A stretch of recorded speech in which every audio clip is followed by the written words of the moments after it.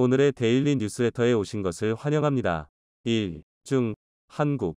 나대면 제2의 우크라 꼴난다. 2. KF-21 엔진 국산화는 문제도 아니다. 3. KF-21도 FA-50도 없었을 것이다. 한번 진실을 알아봅시다. 미국 대통령 조 바이든의 한국 방문으로 중국과 일본은 상당한 충격을 받았습니다. 바이든 대통령이 한국을 일본보다 먼저 방문한 이유가 밝혀지자 일본은 언론에서 격량된 반응을 보이고 있습니다. 한국은 미국이 제안한 쿼드에 협력한다는 의사를 표명하면서 중국의 분노를 자아내고 있습니다. 중국은 한국에 대해 제2의 사드 보복이 일어날 것이라 경고하며 경제적이고 군사적인 보복을 예고하고 있습니다. 한편 한국은 중국과 북한으로부터 한반도 방어의 마지막 조각이 완성되었음을 알리기 위해 무기시험 영상을 공개하였습니다. 또한 미국 현지에서 한글이 새겨진 항공기가 유출되어 화제가 되고 있는데 이에 대해 자세한 내용을 알아보도록 하겠습니다. 조 바이든 대통령의 방안은 동북아시아에 새로운 기류를 가져왔으며 특히 그는 취임 이후 처음으로 아시아 국가를 방문하는 것으로 전 세계의 관심을 받았습니다. 이로 인해 일본 매체들은 미국이 한국을 일본보다 더 우선시하는 동맹으로 생각하고 있다고 보도하고 있습니다. 당황한 기색의 기사들을 쏟아내고 있습니다. 일본 교도신문은 한국 방문, 일본보다 앞서 평가한 미국 대통령, 새 한국 정부의 기대라는 제목의 글을 게재했습니다. 매체는 역대 미국 대통령이 취임 후 아시아 순방에서 항상 일본을 먼저 방문했는데 이번엔 한국을 먼저 찾았다는 것에 이례적인 행보라고 전하고 있는데요. 극우 성향을 가지고 있는 산케이 신문 또한 한국의 대통령이 정식으로 취임한 지 10일 만에 미국 대통령이 한국을 방문했다며 이는 역대 미국 대통령이 한국을 방문했을 때에 비해 가장 빠른 한미 정상회담이라고 평가하고 있습니다. 이에 대해 영국 BBC는 바이든 대통령이 일본보다 한국을 먼저 방문한 이유에 대해 대서특필하자 일본은 완전 난리가 났습니다. BBC는 한국을 아시아에서 경제안보 및 군사안보에 있어 일본보다 우선시된다고 설명하고 있는데요. 특히 바이든 대통령이 어떤 일정보다 한국 현충원을 먼저 찾는 행보를 보인 것에 대한 해석을 내놓았는데 이는 과거 한국과 미국이 자유민주주의 수호를 함께한 역사를 되짚는 것이라며 한미 동맹이 더욱 강화하기 위한 의사를 표시한 것이라 설명하고 있습니다. 또한 매체는 바이든 대통령이 평택에 위치한 삼성 공장을 찾은 것에 대한 평가를 내놓았는데 미국이 중국과 글로벌 공급망 패권을 다투는 상황에서 미국이 동맹국 중심으로 반도체 공급망 재편에 주력하고 있어 한국이 미국의 경제정책에 가장 중요한 역할을 하고 있다고 전하고 있습니다. 매체는 전문가들의 말을 인용해 미국은 반도체 공급망에서 중국에 대한 의존도를 줄이려면 한국 이외엔 다른 선택지가 없을 것이라고 평가하고 있으며 이 부분에 대해 그 누구도 반박할 수 없다고 설명하고 있어 눈길을 끌고 있는데요. 일본은 자신들이 미국의 전략에서 이 순위로 밀리고 있다는 것에 큰 충격에 빠졌습니다. 바이든 대통령이 제2차 세계대전 때의 문제에 대해서 한국 정부를 지지했을 경우 일본 정부는 즉각 비핵화 3원칙을 폐지하고 무기 수출을 완화하는 등 구체적인 행동에 나서야 합니다. 일본의 군사 산업을 활성화하고 미국이 없어도 일본을 지키겠다는 자세를 기시다 정부에서 보고 싶어요. 정보를 취급하는 것을 생각하면 맨 뒤에 얻은 정보를 포함해서 이야기하는 것이 좋아요. 앞에서 먼저 회담을 진행하면 뒤쪽 정보가 없는 상태에서 회담이 진행되기 때문이죠. 예를 들면 일본과의 회담에서 한국은 이렇게 말하고 있는데 라면서 말이죠. 바이든이 일본을 우습게 보고 있는 자세가 드러났다. 우선 한국과 국교 단절을 들이내고 바이든에게 선물을 넘기는 것이 어떨까? 분명 미국이 기뻐할 것이다. 라는 반응을 보이며 현실을 부정 중입니다. 특히 이번 바이든 대통령의 방안에는 미국이 한국에 특별한 제안을 하기 위한 것으로 드러났는데요. 바이든 대통령은 일본에서 열릴 쿼드 회의 전에 한국을 쿼드에 가입시켜 회의에 동참시키고자 한 의도도 있다고 전문가들은 보고 있습니다. 실제로 정상회담 중 미국은 IPEF 경제공동체 참여와 쿼드 가입을 권유한 것으로 드러났는데 한국이 가입 및 적극 협력하기로 한 것이죠. 이것으로 인해 일본이 미국과의 특별한 유대관계로 내세웠던 쿼드에 한국까지 동참하게 되자 적지 않은 충격을 받은 것으로 드러났습니다. 이는 일본뿐만 아니라 중국에도 큰 영향을 줬습니다. 중국 관영 매체 인민망은 바이든 대통령이 한국 대통령의 방미보다 먼저 방한한 것과 일본보다 먼저 한국을 찾은 것에 대해 파격적인 일이라고 평가하고 있는데요. 그러면서 한국이 IPEF 가입과 쿼드에 동참하는 것에 대해 대가를 치를 것이라 경고하고 있습니다. 특히 제2의 사드보복이 있을 것이라 할 정도로 경량된 논조를 취하고 있는데요. 중국은 한국이 이번 조 바이든 미국 대통령의 일본 방문 시 열리는 IPEF 출범 화상회의에 참석하는 것을 문제 삼고 있는 것입니다. 전문가들은 중국의 이번 반응에 대해 다른 국가들의 IPEF 가입은 문제 삼지 않았지만 유독 한국의 민감한 과잉 반응을 보이고 있다고 설명하고 있습니다. IPEF는 일본, 싱가포르, 인도, 브루나이 등 9개 국가들이 참여하고 있는데 중국은 이것에 대해 크게 반응하지 않았고 대응 가능하다고 예상하고 있었는데요. 하지만 한국이 참여하면서 그 중국의 대응 가능한 범위를 넘어섰으며 경제 규모도 이전과 비교도 안 되게 커졌습니다. 중국은 한한령을 다시 선포하여 한중 무역 보복을 시사했으며 또한 군사적 도발이 있을 것이라 예고하고 있습니다. 실제로 서해에서 심상치 않은 중국의 움직임이 계속 포착되고 있는데요. 한미 정상회담이 예고된 시점부터 서해에서 중국의 전략원자력 잠수함인 94형 진급 잠수함의 움직임이 계속 보고된 바 있습니다. 진급 잠수함에는 8,000km 위 최대 사거리를 가지고 있는 JL-2 잠대지 탄도미사일 12발을 탑재할 수 있습니다. 일각에서는 중국 해군의 진급 잠수함이 미국 동부 해안을 노리고 있다고 평가하고 있지만 서해에서 발사되면 한반도를 거쳐서 가며 이때 한국군의 방공망에 격추될 가능성이 높기 때문에 한국 방공 시스템을 우선 타격할 수 있다는 분석이 나오고 있는 상황입니다. 중국은 얼마 전까지 6척의 진급 전략원자력 잠수함을 전력화했으며 현재 서해 해저를 헤집고 다니고 있는 상황인데요. 이미 중국은 한국도 까불면 우크라이나 꼴 된다 고 경고한 상태이기에 중국은 이번 한미 정상회담 이후로 자국 핵잠수함을 이용해 한국 압박 수위를 높일 것으로 예측되고 있습니다. 그런데 최근 한국 정부가 공개한 무기시험 평가 영상과 미국에서 찍힌 한 장의 사진이 중국을 긴장하게 만들고 있습니다. 얼마 전 국방기술품질원이 공개한 30초가량의 영상이 주목을 받고 있는데요. 영상에서는 바다 한가운데 가상표적이 떠 있는 상태에서 갑자기 10m까지 오르는 물기둥에 의해 부표가 박살나는 영상이었습니다. 이는 항모킬레라는 별명을 가진 한국의 범상어 중어의 실사격 영상이었는데요. 1800톤 손원 1급 잠수함과 3000톤 도산한 창호급에서 실제 발사된 범상어 어뢰는 항모킬러라는 별명답게 엄청난 위력을 뽐냈습니다. 10m까지 떠오른 물기둥에 항모가 맞게 되면 항모 가운데가 공중으로 뜨게 되며 그때 여러가지 물리역학이 발생해 항모를 반으로 쪼개버립니다. 그 위력을 본 참관인들은 탄성을 자아냈다고 전해지는데요. 그런데 참관인들을 더 놀라게 만든 것은 따로 있었습니다. 바로 정확도와 명중률이었습니다. 성능평가 시험에서 수차례 범상어 중어의 발사 시험이 있었는데 발사 때마다 표적을 명중시켜 100% 명중률을 보였는데요. 100% 명중률이 가능했던 이유는 범상어 중어뢰가 유선유도 방식을 채택하고 있기 때문입니다. 유선유도 방식은 어뢰와 잠수함을 유선으로 연결해 전투체계를 통해 어뢰의 침노, 속력, 심도 등을 조종해서 목표하는 표적으로 직접 유도할 수 있는데요. 엔진 소리를 쫓아가는 음향 추적 어뢰는 어뢰기만기에 의해 무력화되기 쉽지만 유선유도 방식은 잠수함 승조원이 직접 음향을 분석하며 수동 추적이 가능해 어뢰기만기를 무시하고 목표를 명중시키는 것이 가능합니다.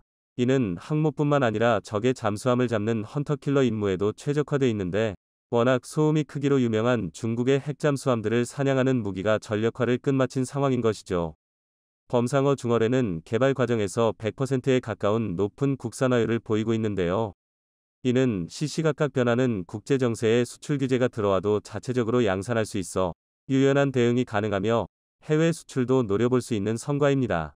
장봉기 기품원 유도탄약센터장은 장보고 2급 잠수함뿐만 아니라 최신의 장보고 3급 잠수함에서도 사격시험을 성공적으로 마쳐 군의 플랫폼별 국내 유도무기 검증 방향에도 좋은 지표가 될 것이라고 평가하고 있습니다. 문제는 넓은 서해 바다에 중국의 잠수함이 어디에 있는지 전부 감시하기가 힘들다는 것인데요. 그런데 최근 미국에서 찍힌 한 장의 사진으로 그 해결책이 생겼습니다. 얼마 전 미국 시애틀에 위치한 보잉 항공기 생산 공장에서 한글이 박힌 항공기 사진이 유출돼 화제를 모으고 있습니다. 유출된 사진에는 완성된 항공기가 있고 그 항공기 뒷부분에는 한글로 해군이라는 글자가 박혀 있었는데요. 그 사진은 한국 해군의 P-8A 포세이돈 대잠 초계기 사진이었으며 시애틀 렌튼 공항에서 첫 시험 비행을 성공적으로 마친 후 보잉 공장으로 이동했을 때 찍힌 사진이었습니다. 특히 인상 깊었던 것은 꼬리날개에 해군 61전대의 부대 마크가 칠해져 있어 한국으로 인도가 임박했음을 시사했습니다. 포세이돈은 현존 최강의 대잠 초계기이며 잠수함 킬러로도 유명한데요. 뛰어난 정확도를 지닌 음파 탐지기와 탐지거리 400km 해역을 감시할 수 있는 AESA 레이더가 탑재됐다는 것이 특징입니다. 한번 뜨면 반경 2222km를 감시할 수 있고 얻은 표적은 데이터 링크를 통해 헌터킬러 임무를 맡은 해군 잠수함이나 수상함정에 연동됩니다. 이는 한국 범상어 중어뢰와 만나 엄청난 시너지 효과를 가져올 것으로 평가됩니다. 중국이 핵잠수함으로 한반도를 위협하고 있지만 한국 해군이 중국 핵잠을 SLBM 발사 전에 발견 및 침몰시키는 계획 구상을 가지고 있어 중국의 한국 압박에 빨간불이 들어온 상태인데요. 중국의 한국 압박 카드가 완전히 무용지물된 상황에서 멈추지 않고 계속 나아가는 한국에 박수를 보냅니다. KF-21 엔진 국산화에 새로운 바람이 불고 있습니다. KF-21은 AESA 레이더, 항전 장비부터 최근에 공개된 공대공, 공대지 미사일까지 하나둘 국산화에 성공시키면서 불가능을 가능으로 바꾸는 전투기라고 불리고 있는데요. 하지만 이와 반대로 유독 엔진 국산화 관련 소식만은 감감무 소식이어서 많은 분이 오매불망 새로운 정보를 기다리고 계셨을 것입니다. 그래서 준비했습니다. 오늘은 다수의 전문가를 흥분시킨 KF-21 엔진 국산화의 새로운 국면에 대해 알려드리겠습니다. 최근 한화에어로스페이스의 KAI 인수설이 불거지고 있습니다. 한화에어로스페이스에서 KAI 출신 핵심 인사를 영입하고 있다는 사실이 밝혀진 건데요. 그런데 여기까지만 보면 두 회사의 인수합병이 KF-21 엔진 국산화와 무슨 연관이 있는지 아리송하실 겁니다. 아닌 게 아니라 두 방위 산업체의 인수설이 불거진 건 아이러니하게도 증권가였습니다. 그렇다 보니 이게 군사 분야와 연관이 있을 것이라고는 생각하기 어려운데요. 그러나 한 가지 분명한 건 두 회사의 실제 입장이 어떻든 간에 한화에어로스페이스와 KAI가 한 몸이 된다면 전 세계 방산 시장에는 지각 변동이 일어날 것입니다. 대한민국의 항공 엔진 분야의 기술 개발은 한화에어로스페이스가 주도하고 있습니다. 그것도 상당히 높은 수준의 기술력을 보유하고 있는데요. 오죽하면 전 세계 항공 엔진 분야를 독점하고 있는 3대 기업 중 하나인 제너럴 일렉트릭 GE에서 기술 제휴를 요청할 정도입니다. 한화에어로스페이스는 이를 통해 KF-21B 엔진 통합 개발을 주도적으로 수행하며 주요 핵심 부품의 국산화에 성공했는데요. 심지어 그 비율이 자그마치 40%에 육박합니다. 혹자는 그래도 핵심 기술은 GE가 갖고 있고 한화에어로스페이스는 하청인 거 아니냐라고 폄훼하지만 이는 굉장히 잘못된 생각입니다. 한화에어로스페이스에서 만드는 KF-21 엔진 부품은 단순히 GE가 시키는 대로만 조립하는 게 아닌데요. GE가 기술 제휴를 요청하기까지 한화에어로스페이스는 한 땀씩 항공 엔진 개발 역량을 맨손으로 쌓아 올렸습니다. 일례로 쌍발기인 KF-21에는 21,000파운드 추력의 엔진이 2개 탑재되는데요. 여기에 투입되는 엔진은 워낙 민감한 장비라 극히 일부 공정을 제외하면 대부분이 수작업으로 제작됩니다. 전투기 엔진은 소량 생산으로 자동화 적용이 불가능할 뿐더러 규칙과 기준이 엄격하고 다양해서 상당한 기술적 숙련도와 철저한 품질 검증이 요구되기 때문인데요. 그도 그럴 게 지상이나 해상에서야 운행 도중 만에 하나 엔진이 고장나더라도 어떻게든 생존할 수 있지만 전투기의 엔진이 비행 중에 고장나면 그대로 추락입니다. 수백억 원의 전투기는 당연히 박살이 날 테고 돈으로 환산할 수 없는 파일럿의 생명을 장담할 수 없습니다. 그렇기 때문에 항공 엔진에는 더 정밀하고 엄격한 기술이 적용되기 마련인데요. 이를 증명하듯 한화에어로스페이스 엔지니어들의 경력은 기본이 20년 이상, 길게는 30년 이상으로 고도로 숙련된 인원들이 작업을 이끌고 있습니다. 이런 엄격함이 있었기에 KF-21 엔진 국산화율은 40%에 도달했고 엔진, 보조동력 장치, 연료탱크 등과 관련된 20여 개 부품 제작에 성공할 수 있었는데요. 하지만 엄밀히 말해 여기까지가 한화에어로스페이스의 한계였습니다. 계열사였던 한화방산까지 인수하며 한화에어로스페이스는 K9 자주포, K-21 보병 전투장갑차 등을 생산하는 지상 무기체계의 명가이자 방산 공룡으로 거듭났습니다. 그러나 바꿔 말해 지금까지 전투기 개발을 시도해본 적은 없는데요. KT-1부터 FA-50, KF-21까지 엔진을 제외한 전투기 개발을 주도한 건 바로 KAI였습니다. 엄격하게 말하면 한화에어로스페이스와 KAI가 이분화되어 국산 전투기 개발을 담당하고 있었다고 볼 수 있는데요. 그렇기 때문에 전문가들은 이 두 거대 방산업체가 하나로 합쳐지면 서로의 노하우와 기술을 공유하면서 KF-21 엔진 국산화에도 더욱 속도가 붙을 것이라 주장하고 있습니다. 특히 이런 경우 한화에어로스페이스가 세계 3대 엔진 제작사인 미국 GE, P, M&W, 영국 롤스로이스와 장기적인 핵심 파트너로 글로벌 시장에서의 입지를 강화할 수 있을 것입니다. 아닌 게 아니라 한화에어로스페이스는 최근 3년간 3대 엔진 제조사로부터 연이은 대형 수주에 성공해왔습니다. 2019년 P&W와 약 17억 달러, 한화 2조 2천억 원이 넘는 대규모의 최첨단 GTF 엔진 장기 부품 공급권을 획득했고, 롤스로이스, GE와는 1조 6,864억 원의 사업 수주에 잇따라 성공했습니다. 심지어 2021년에는 GE와 3.2억 달러의 엔진 부품 공급 계약을 체결하는 등 그간의 항공엔진 사업 수주 잔고만 10수조에 이르고 있습니다. 이 정도면 항공엔진 분야에서 세계적인 두각을 나타내고 있다고 인정할 만한데요. 무엇보다 한화에어로스페이스는 국내에서 유일하게 항공엔진을 자체 제작할 수 있는 회사로서 대한민국 항공무주 산업의 발전에 상당 부분을 차지하고 있습니다. 1979년 가스터빈 엔진 창정비 사업을 시작으로 항공기 엔진 사업에 진출하여 작년까지 약 9,000대 이상의 엔진 생산과 정비를 담당해온 대한민국 유일의 가스터빈 엔진 제조기업인데요. 그러나 항공 엔진 기술 개발을 한 단계씩 업그레이드하는 모든 과정은 결코 쉬운 순간이 없었습니다. 어떤 국가도 엔진의 핵심 기술을 해외에 이전시켜주지 않기 때문입니다. 일례로 한화에어로스페이스의 전신인 삼성항공산업은 1980년대 미국 GE와의 기술 제휴로 F5 제공호용 제트 엔진을 생산할 기회를 얻게 되었는데요. 그러나 엔진 핵심 기술이 전부 GE사에 있어 사용되는 소재와 세부적인 개발 정보를 파악하는 게 불가능했습니다. 사실 좀 억울할 수도 있는 게 이미 라이선스 생산이나 마찬가지인 상황에서 대한민국의 성장을 견제하기 위해 항공 엔진 기술을 독점하고 있다는 게 곱게 보일 수가 없는 노릇입니다. 하지만 항공기에 적용되는 가스터빈 엔진은 미사일 추진 구동계와 거의 유사하여 관련 기술을 보유하고 있는 국가들은 엄격한 기술 통제를 하고 있다는 게 방산업계에서는 당연한 일이었습니다. 민간 기업으로서는 이를 버티기 어려운 게 현실인데요. 오죽하면 1980년대 후반 삼성항공산업은 KF-16을 국내 면허 생산했음에도 불구하고 결국 항공산업을 KAI에 넘겨주게 되었습니다. 그렇게 대한민국 전투기 개발이 엔진과 기체라는 두 부분으로 이분화된 것입니다. 반면 항공기 엔진 시장에서는 GE와 P&W, 롤스로이스 3사가 독점 정책을 펼치고 있는 틈바구니에서 엔진 기술을 개발하고 수출 영역을 넓혀왔는데요. 바로 해외 엔진 정비였습니다. 기체 개발을 포기한 대신 말 그대로 어깨너머로 항공기 엔진 기술을 배워가는 선택과 집중을 한 건데요. 1982년 인도네시아 정부와 맺은 UH-1H 헬기용 TO-13 엔진 창정비 계약을 최초로 하여 1983년에는 미국 IA사의 TO-13 엔진 창정비 수출에 성공하면서 세계 항공산업의 메카인 미국 시장에까지 진입하였습니다.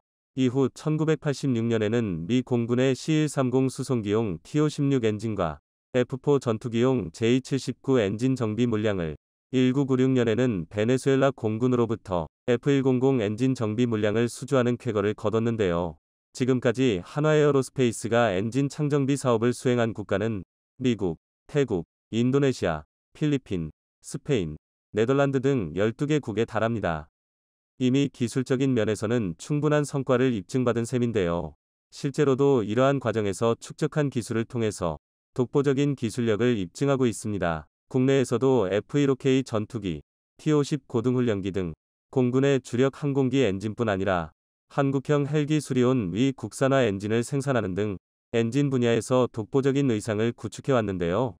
심지어 공군, 육군은 물론 해군 주력 함정에 들어가는 엔진도 생산하고 있어 대한민국 무기체계의 모든 엔진에 대한 노하우를 보유하고 있다 해도 과언이 아닙니다.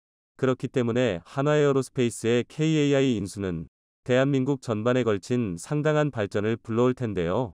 대한민국 방산시장에 심상치 않은 분위기가 감돌고 있습니다.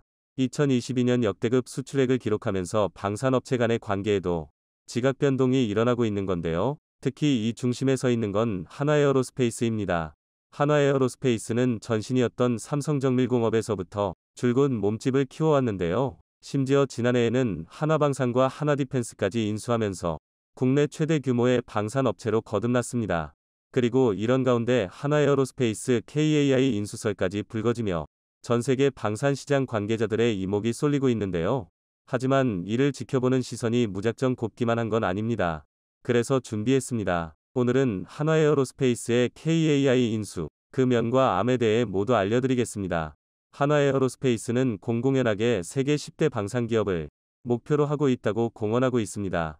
지난 2022년까지만 해도 한화는 세계 100대 방산 기업에서 30위를 기록했는데요.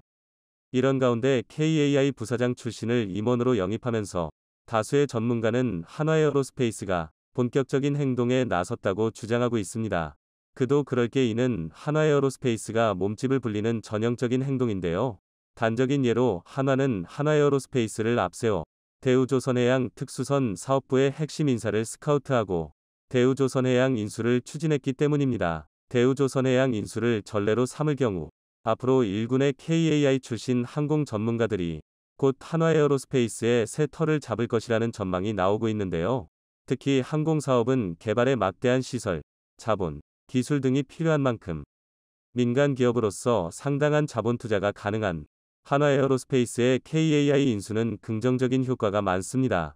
한화에어로스페이스는 엔진과 레이더, 그리고 항전 등 항공 장비에 강점이 있는 반면 항공기 자체를 개발하는 체계 능력은 없습니다. 그런데 KAI의 경우 항공 장비 개발 능력은 없으나 독보적으로 항공기 자체 생산이 가능한 체계 개발 업체로서 T-50, FA-50, KF-21을 비롯한 전투기, 수리온 등의 헬기 및 UAV 등 폭넓은 체계 개발 자산을 보유하고 있습니다. 이러한 두 업체의 통합은 자동차 부품과 완성자 업체처럼 수직 계열화가 가능하여 경쟁력 확보와 시장 점유율 확대를 기대할 수 있습니다. 이로 인해 두 업체의 결합을 긍정적으로 보는 전문가들은 대한민국 방산 시장에서 1, 2위를 다투는 기업 간의 시너지 효과를 기대하고 있는 건데요. 심지어 글로벌 수준의 새로운 대형 항공 방산업체가 탄생할 수도 있습니다. 실제로 항공기 수출 측면에서 한화에어로스페이스의 KAI 인수는 긍정적인 측면이 많습니다. 특히 KF-21위 수출의 활로가 더욱 뚜렷해질 텐데요. 이제 KF-21위 성능은 의심할 수 없지만 신생 브랜드로서 대한민국이 세계 방산 시장에서 자리를 잡기란 결코 쉬운 일이 아닙니다. KF-21이 경쟁자들을 제치고 해외 고객을 확보하기 위해서는 조속한 개발 완료와 폭넓은 마케팅이 필요한데요. 그러나 한화에어로스페이스의 장비 부품 개발 단계와 KAI의 체계 개발 단계가 별도로 움직이는 현재 상태에서는 이 과정이 더욱 어렵습니다. 하지만 한화가 KAI를 인수하면 상황 반전이 가능합니다. 한화의 자본과 영업 능력을 활용하면 수출 대상국 요구 사항에 맞게 KF-21을 업체 차원에서 개조할 수 있고 KF-21 개발에 투자하려는 국가를 보다 용이하게 확보할 수 있습니다. 따라서 한화 KAI 통합체는 세계 최고의 방위 산업체라는 미국의 로키드 마틴과 같이 여타 방산업체를 압도하는 거대 업체로의 발전으로 이어질 가능성이 충분합니다. 뿐만 아니라 이러한 통합이 현실화된다면 대한민국의 항공우주 산업 자체에 거대한 지각 변동이 발생하게 될 텐데요. 그간 대한민국이 전 세계 방산시장에서 점점 두각을 드러내면서 국내 방산업체도 많은 성장을 이루었지만 아직 내로라 하는 글로벌 수준에는 도달하지 못했습니다. 하지만 한화 KAI 통합체는 글로벌 수준에 도달할 잠재력이 충분하며 이 통합체를 기반으로 한국의 여러 방산기업이 국제 무대의 더 넓은 시장과 분야에서 경쟁력을 발휘할 수 있습니다. 게다가 한화에어로스페이스의 경우 이름 그대로 우주 사업에서도 두드러진 역할을 하며 민간 우주기업으로서의 경쟁력은 더욱 공고해질 것입니다. 실제로 한화에어로스페이스는 한국형 발사체인 누리호 KSLV-2 위 액체 로켓 엔진 개발을 맡고 있을 뿐더러 자회사인 하나시스템은 의성 탑재체인 영상 레이더 SAR, 전자광학 적외선 20IR 등 구성품 제작 기술과 의성 안테나, 통신 단말기 등 지상체 부문 일부 사업도 하고 있는데요.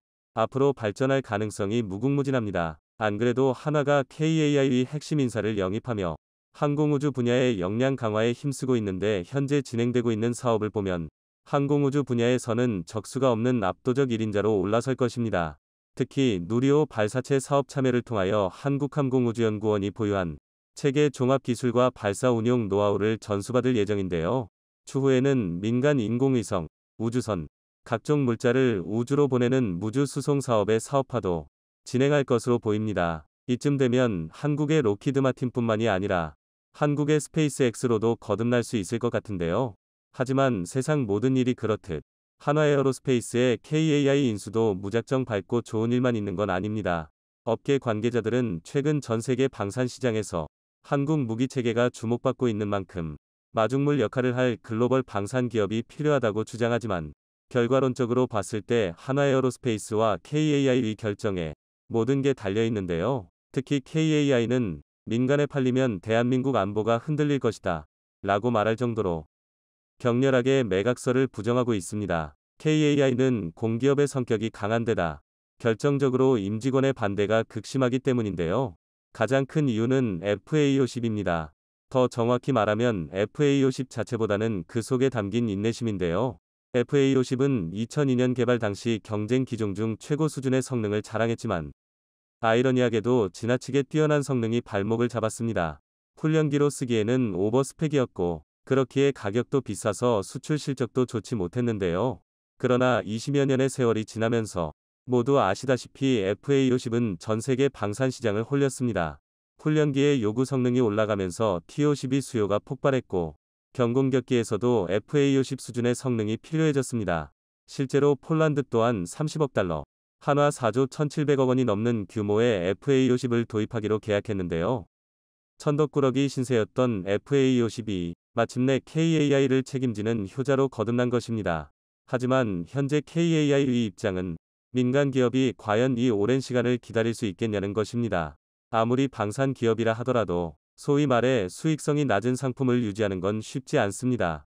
실제로 현재 한화에어로스페이스의 주력 무기 체계는 K9 자주포, KOA1, K21 보병 전투장갑차 등 수익성이 높은 제품이 대부분입니다. 반면 KAI는 KT1부터가 대한민국 국가 차원의 도전이 아니었으면 시도하지 못했을 사업이었습니다. 이러니 민간 분야로 인수되는 데에 거부감이 들 수밖에 없는데요.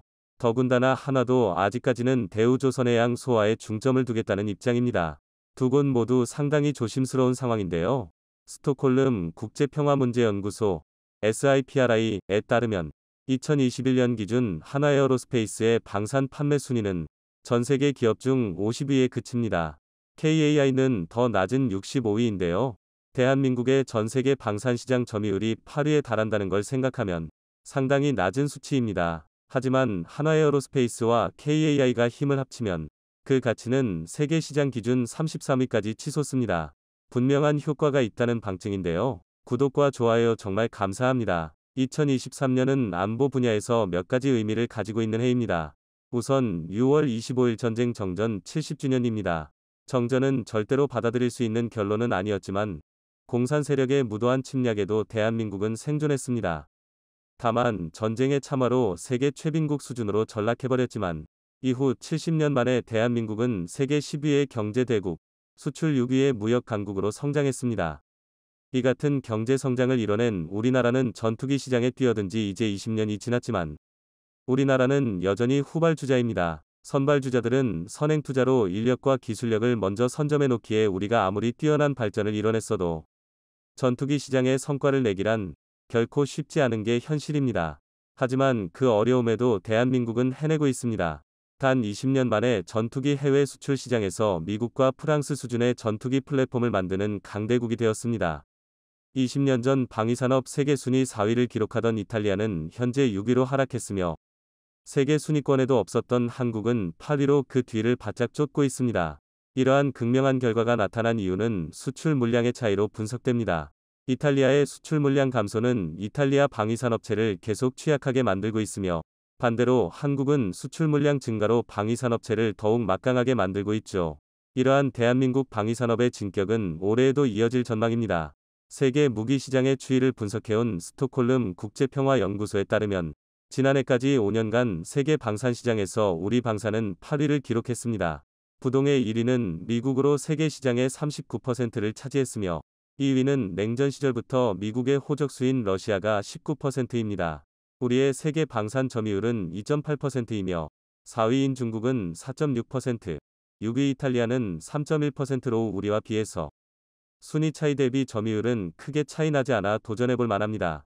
만약 KF-21 보라매가 시험 비행을 마치고 양산에 들어가 해외 수출까지 성공한다면 세계 방산시장 4위인 중국을 넘고 아시아 1위로 등극할 수 있게 됩니다. 모두의 기대를 한몸에 받고 있는 KF-21의 생산은 자랑스러운 반면 걱정스러운 면도 있는데요. 우리 전투기가 효율적인 과정으로 적합한 성능과 가격 경쟁력의 우위를 점해야만 하기 때문입니다. 미국산 무기에 잠식되지 않고 대한민국이 무기 종속국에서 벗어나 독자적인 무기 플랫폼 보유국으로 등극하기 위해선 해외 수출 성공이 필수적인 부분입니다. 이를 위해선 꼭 넘어야 하는 산이 남아있는데 바로 전투기 엔진 분야입니다. 전투기 엔진 분야에서는 미국과 영국 등 소수의 방위산업체가 사실상 시장을 독점하고 있기 때문에 엔진을 개발한다는 것 그 자체만으로도 쉽지 않은 도전입니다. 하지만 국산 엔진이 개발되어야 해외 수출에도 발목 잡히는 일이 없기에 현재 우리는 엔진 국산화와 KF-21 전투기의 양산을 위한 도전을 끊임없이 이어나가고 있습니다. 현재 KF-21 시제기는 미국산 엔진을 장착하고 있는데요. KF-21 보라매가 39차 비행에 이어서 40차 비행을 성공적으로 완료했다는 소식이 들려왔습니다. 이번 시험 비행에서의 핵심은 애프터 버너를 작동한 초음속 비행으로 이전 시험 비행보다 한 단계 더 높은 고도와 빠른 속력을 테스트해보는 게 목표였는데요. 이는 터보팬 엔진의 애프터 버너를 작동한 뒤 안정적으로 비행에 성공했다는 것입니다. 이로써 보라매 전투기가 이전 시험 비행 시 애프터 버너를 사용하지 않아 기체 오류로 인한 문제라고 지적한 중국과 일본 언론의 헛소리를 완전히 침묵시킬 수 있게 되었습니다. 하지만 국산화된 엔진이 아니라서 엔진에서 문제가 발생할 경우 KF-21 보라매 개발에 차질이 생길 것이라는 지적에 대해서는 수긍할 수밖에는 없는데요. 아쉽게도 현재는 KF-21 보라매를 비롯해 국내에서 개발된 항공기에 장착된 엔진들은 해외에서 완제품 또는 부분 개조 형태로 도입해 일부 부품을 국내에서 생산하고 조립하는 기술 도입 생산 방식으로 획득되어 오고 있습니다. 우리는 세계적 수준의 생산 기술을 확보했음에도 불구하고 KF-21 보라매 엔진의 국산화율이 45% 수준에 그친 것은 결국 자체 개발 엔진이 없는 한계 때문입니다. 때문에 미국산 엔진을 장착한 KF-21 보라매가 엔진 국산화가 이뤄지지 않고 수출 계획을 진행하게 될 시 미국 측의 핵심 부품 수출 허가를 받아야 하는데 이에 대해 미국 지사가 허가해 줄지는 알 수 없는 상태입니다. 이는 대부분의 나라가 항공 엔진 관련 기술을 국가 전략 기술로 관리해 엄격히 통제하고 있기 때문에 선진국으로부터 기술 이전 또는 기술 협력도 기대하기 힘든 게 사실입니다. 미국의 경우 무기수출통제법, 수출관리법을 통해 엔진 기술을 보호하고 있으며 미국의 엔진이 사용된 제품, 장비 등은 미국의 승인 없이는 제3국으로 이전될 수 없다 명시하고 있습니다. 따라서 KF-21 보라매를 포함해 미국 엔진이 적용된 우리 항공기를 수출하려면 미국으로부터 수출 면허를 받아야 하며 만약 허가를 해준다 할지라도 엄청나게 무리한 조건이 따를 거로 예상됩니다. 그 이유로는 미국제 전투기의 구입 허가가 나지 않는 나라나 비용이 부족한 국가들은 미국산을 대신해 한국산 전투기를 선택할 것이기 때문에 이를 보고만 있지는 않을 것입니다. 이처럼 국산 엔진의 부재는 언제든 발목 잡힐 수 있는 빌미를 제공해주는 꼴이나 마찬가지라서 우리의 완전한 자주국방 및 방산 수출의 걸림돌이 될 수 있습니다. 그래서 현재 우리 개발진들은 전투기 엔진 국산화를 위한 연구에 더욱 박차를 가하고 있는데요. 예정으로는 2030년이면 미국산 엔진을 사용하지 않고 국내산 엔진을 단 KF-21 보라매를 보게 될 전망입니다.